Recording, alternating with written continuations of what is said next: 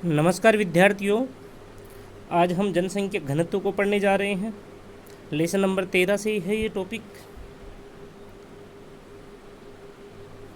वैसे तो हम जनसंख्या घनत्व के बारे में विश्व के संदर्भ में पढ़ चुके हैं, राजस्थान के संदर्भ में पढ़ चुके हैं, है ना।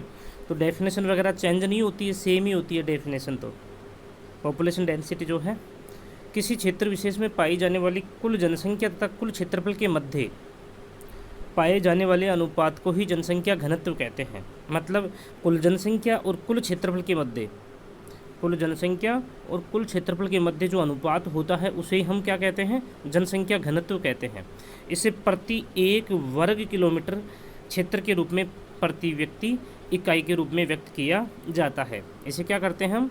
प्रति एक वर्ग किलोमीटर प्रति व्यक्ति इकाई के रूप में व्यक्त किया जाता है। प्रति एक वर्ग किलोमीटर क्षेत्र के रूप में प्रति व्यक्ति इकाई के रूप में व्यक्त किया जाता है। कि कहने का मतलब ये हुआ कि एक वर्ग किलोमीटर जो स्क्वायर है उस क्षेत्र में कितनी जनसंख्या निवास करती है उसे हम क्या कहते हैं? जनसंख्या घनत्व कहते हैं। तो जब भी किसी भी क्षेत्र विशेष की जनसंख्या अगर आपको बतानी हो, जैसे राजस्थान की जनसंख्या बतानी हो, भारत की जनसंख्या मतलब घनत्व की बात कर रहे हैं हम, राजस्थान का जनसंख्या घनत्व बताना हो, भारत का जनसंख्या घनत्व बताना हो, या किसी देश का जनसंख्या घनत्व बताना हो, तो जनसंख्या घनत्व के साथ में जैसे मान लीजिए 382 है अपने भारत का, तो 382 व्यक्ति प्रति वर्ग किलोमीटर हो जाएगा। क्या हो जाएगा? व्यक्ति प्रति वर्ग किलोमीटर हो जाएगा। ठीक है ना। तो इस प्रकार से आप जरूर लिखें। जनसंख्या घनत्व का विश्लेषण जनसंख्या वितरण के माध्यम से किया जाता है। जनसंख्या घनत्व का जो वितरण है उसके माध्यम से ही हम उसका विश्लेषण करते हैं। जनसंख्या घनत्व का विश्लेषण किससे करते हैं? जनसंख्या वितरण के माध्यम से करते हैं। ठीक है, इस प्रकार से आप ध्यान कर लेंगे। जनसंख्या घनत्व का सूत्र देखिए।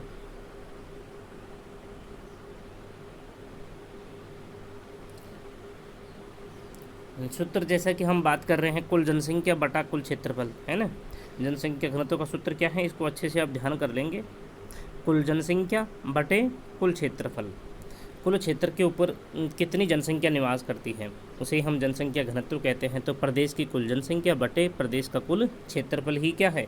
इन दोनों के मध्य में जो अनुपात होगा वही क्या होगा? जनसंख्या घनत्व होगा। ठीक है, कुल जनसंख्या और कुल क्षेत्रफल के मध्य का अनुपात ही क्या है? जनसंख्या घनत्व है। तो यही इसका सूत्र हो गया। इस सूत्र के माध्यम से प्रदेश विशेष की कुल जनसंख्या तथा कुल क्षेत्रफल का अनुपात ज्ञात किया जाता है। वही बात है ना, इसी रूप में आप ध्यान कर लेंगे। जनसंख्या घनत्व का आकलन। जनसंख्या घनत्व का आकलन देखिए। भारत में सन 1901 में जनसंख्या का औसत घनत्व कितना था? 1901 में 77 व्यक्ति प्रति वर्ग किलोमीटर था। ठीक है, जो क्रमशः बढ़ते हुए 1951 में कितना हो गया? ये बढ़ करके 117 व्यक्ति हो गया। 177 से 117 हो गया। 1981 में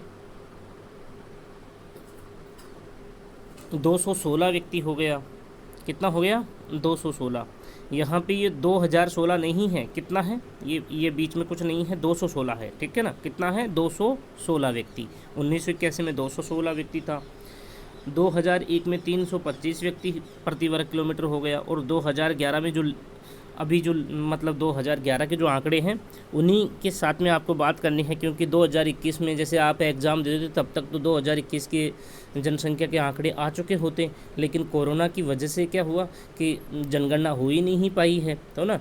तो 2022 में शायद 2021 के आंकड़े कब आएंगे? 2022 में आएंगे, है ना।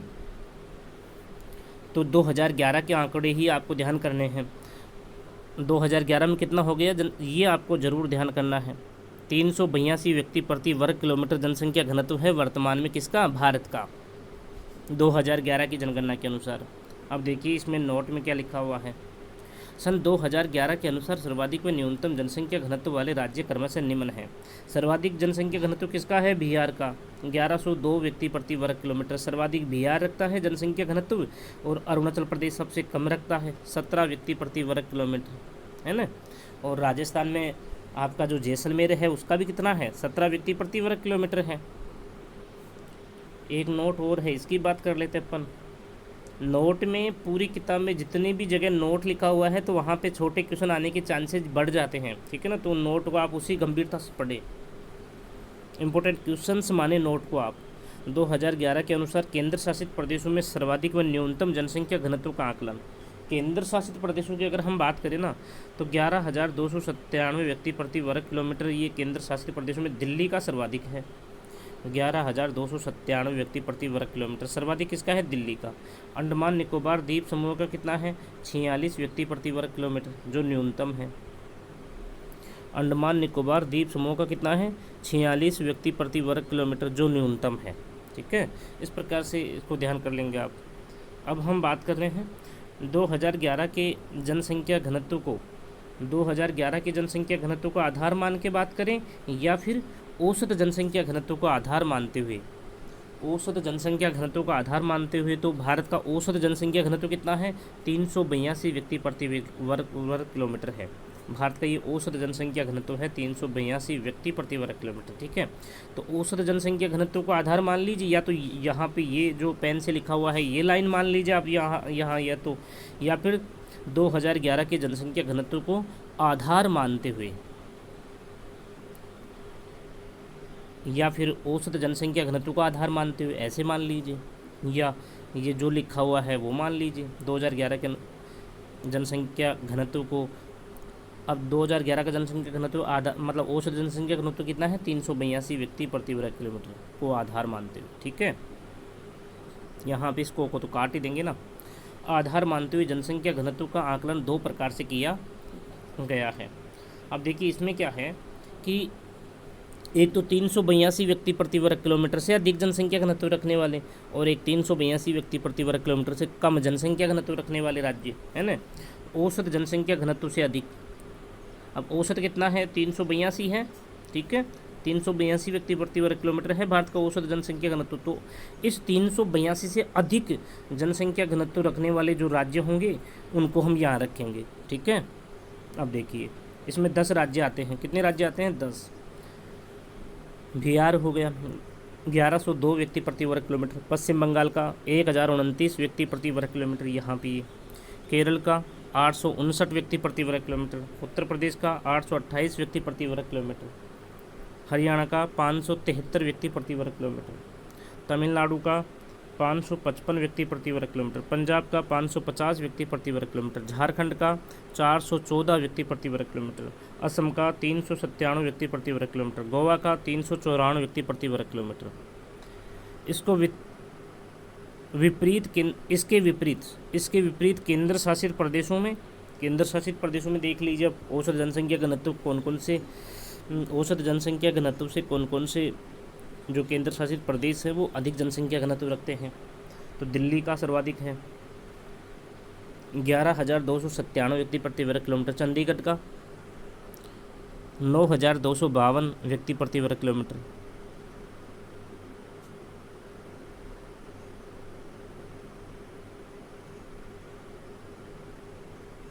नौ हज़ार 200, यहाँ पे ये जीरो नहीं है, ठीक है ना। 9,252 व्यक्ति प्रति वर्ग किलोमीटर हो गया। पांडिचेरी का 2,598 हो गया। दमन व दीव का 2,169 व्यक्ति प्रति वर्ग किलोमीटर हो गया। लक्षद्वीप का 2013 ही है, ये आंकड़े हैं 2013। राष्ट्रीय औसत से अधिक जनसंख्या घनत्व है, ठीक है, इसको इसी रूप में आप ध्यान कर लेंगे। राष्ट्रीय औसत से कम जनसंख्या घनत्व मतलब 382 से कम जनसंख्या घनत्व रखने वाले राज्य। राष्ट्रीय औसत से कम जनसंख्या घनत्व रखने वाले राज्य, ठीक है। मतलब 382 ये लो, ठीक है, ये चिन्ह लगा दिया मैंने। तो 382 से कम जनसंख्या घनत्व रखने वाले व्यक्ति। अब इसमें अरुणाचल प्रदेश 17 व्यक्ति प्रति वर्ग किलोमीटर। अब इससे अरुणाचल प्रदेश से थोड़ा सा बढ़िया किसका है? 52 किसका है? मिजोरम का। सिक्किम का 86 है। मणिपुर का 122 व्यक्ति है। मेघालय का 132 व्यक्ति है। राजस्थान का, अब इसमें 2 लिखे हुए हैं ना, अब इस 2 का मतलब क्या होता है? एक जगह मतलब ये ओब्लिक लगा करके मैंने 201 और 200 व्यक्ति लिखा हुआ है। तो इसमें देखिए जो जनसंख्या संबंधी जो आंकड़े होते हैं ना वो 2 प्रकार के होते हैं। एक तो अंतिम आंकड़े होते हैं और एक अनंतिम आंकड़े होते हैं। अंतिम आंकड़ों से भी पहले अनंतिम प्रकार के आंकड़े आते हैं। अनंतिम बोलते हैं जिनको, अनंतिम, है ना, अंतिम से पहले अनंतिम आंकड़े होते हैं। तो अनंतिम आंकड़ों के अनुसार तो राजस्थान का जनसंख्या घनत्व कितना था, 201 व्यक्ति प्रति वर्ग किलोमीटर था। जबकि अंतिम जो आंकड़े है ना, अंतिम मतलब सबसे लास्ट में जो आंकड़े आते हैं, फाइनल आंकड़े जिनको माना जाता है, वो 200 व्यक्ति प्रति वर्ग किलोमीटर के रूप में आए थे। ठीक है, तो इस दोनों को आप ध्यान कर लेंगे। अनंतिम तो हो गया 201 और अंतिम हो गया 200 व्यक्ति प्रति वर्ग किलोमीटर। आंध्र प्रदेश का 308 व्यक्ति, कर्नाटक का 319 व्यक्ति, है ना, महाराष्ट्र का 365 व्यक्ति प्रति वर्ग किलोमीटर जनसंख्या घनत्व पाया जाता है। ठीक है, इसको इसी रूप में आप ध्यान कर लेंगे। अब देखिए यहाँ पे जनसंख्या घनत्व को प्रादेशिक वितरण या भिन्नता के आधार पर 3 भागों में बांटा गया है। मतलब जनसंख्या घनत्व जो है उसको प्रादेशिक वितरण या भिन्नता के आधार पर कितने भागों में बांटा गया है, 3 भागों में। 3 भाग कौन से हो गए, उच्चतम, एक तो उच्चतम हो गया, एक मध्यम हो गया और एक निम्न हो गया। 3 हो गए ना। तो उच्चतम जनसंख्या घनत्व वाले क्षेत्र, अब उच्चतम जनसंख्या या अधिक जनसंख्या घनत्व रखने वाले क्षेत्र कौन से हैं, उच्चतम कह दीजिए, अधिक कह दीजिए या अधिकतम कह दीजिए। मध्यम हो गया, है ना, और सबसे लास्ट में जो होगा वो निम्न होगा या निम्नतम होगा। इस श्रेणी के अंतर्गत 500 व्यक्ति प्रति वर्ग किलोमीटर से अधिक जनसंख्या घनत्व रखने वाले राज्यों को शामिल किया जाता है। उच्चतम जनसंख्या घनत्व वाले क्षेत्र कौन कौन से होंगे, जिनका जनसंख्या घनत्व 500 व्यक्ति प्रति वर्ग किलोमीटर से अधिक होगा, उन सबको हम यहाँ रखेंगे। ठीक है, और नक्शे में भी हम उनको वैसे ही दिखाएंगे। अर्थात मुख्यतः इस श्रेणी में पंजाब, हरियाणा, उत्तर प्रदेश, बिहार, पश्चिम बंगाल तथा तमिलनाडु व केरल के तटीय मैदानी क्षेत्रों को शामिल किया जाता है। तमिलनाडु और केरल का जो तटीय मैदानी क्षेत्र है उनको इसमें शामिल किया जाता है।